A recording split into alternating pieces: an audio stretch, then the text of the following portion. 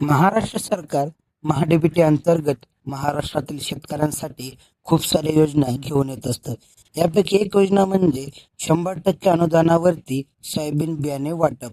यासाठी शेतकऱ्यांना सर्वप्रथम महाडीबीटीवरती अर्ज करावा लागत असतो आणि त्यानंतर प्रथम प्राधान्य देण्यास त्या शेतकऱ्यासाठी ही योजना लागू होत असते.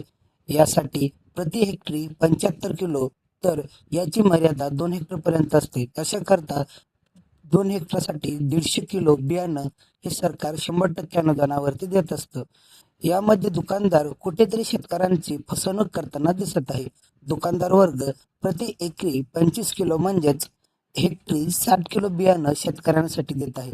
जर वरील बियाणे लागत असेल तर तुम्हाला पैसे द्यावे लागेल असं देखील दुकानदार वर्ग सांगत आहे आणि 110% अनुदान या योजनेअंतर्गत कमवत आहे.